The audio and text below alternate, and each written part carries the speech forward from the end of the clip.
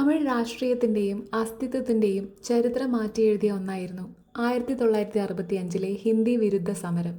1965 ജനുവരി 26-ന് ഇന്ത്യയുടെ ഏക ഔദ്യോഗിക ഭാഷയായി ഹിന്ദിയെ പ്രഖ്യാപിക്കാനുള്ള കേന്ദ്ര സർക്കാരിൻ്റെ തീരുമാനമാണ് ഈ വലിയ പ്രതിഷേധത്തിന് കാരണമായത്. തമിഴ് ജനത ഇത് തങ്ങളുടെ ഭാഷയ്ക്കും സംസ്കാരത്തിനും മേലുള്ള കടന്നുകയറ്റമായി കണ്ടു. ഈ വിപ്ലവത്തിൻ്റെ മുൻനിരയിലുണ്ടായിരുന്നത് വിദ്യാർത്ഥികളായിരുന്നു.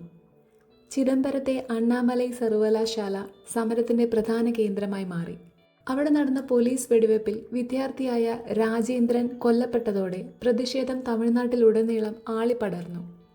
പൊള്ളാച്ചി പോലുള്ള സ്ഥലങ്ങളിൽ ജനങ്ങളും സുരക്ഷാ സേനയും തമ്മിൽ രൂക്ഷമായ ഏറ്റുമുട്ടലുകൾ നടന്നു. ഉണ്ണാവ്രതങ്ങളും മാർച്ചുകളും ആത്മഹത്യകളും വരെ ഈ സമരത്തിൻ്റെ ഭാഗമായി ഉണ്ടായി. ഒടുവിൽ ഹിന്ദി ഇതര സംസ്ഥാനങ്ങൾ ആഗ്രഹിക്കുന്നിടത്തോളം കാലം ഇംഗ്ലീഷ് ഔദ്യോഗിക ഭാഷയായി തുടരുമെന്ന് അന്നത്തെ പ്രധാനമന്ത്രി ലാൽ ബഹദൂർ ശാസ്ത്രി ഉറപ്പു നൽകിയതോടെയാണ് സ്ഥിതിഗതികൾ ശാന്തമായത്. ഈ സമരം തമിഴ് രാഷ്ട്രീയത്തെ എന്നേക്കുമായി മാറ്റിമറിച്ചു. ഭരണത്തിലിരുന്ന കോൺഗ്രസ് തകരുകയും DMK അധികാരത്തിൽ വരികയും ചെയ്തു. ഇതിൻ്റെ ചരിത്ര പശ്ചാത്തലമാണ് പുതിയ ചിത്രമായ പരാശക്തിയിലൂടെ വീണ്ടും ചർച്ചയാകുന്നത്. തമിഴ് മാതൃഭാഷയോടുള്ള അടങ്ങാത്ത സ്നേഹത്തിൻ്റെ അടയാളമായി ഈ പോരാട്ടം ഇന്നും നിലനിൽക്കുന്നു.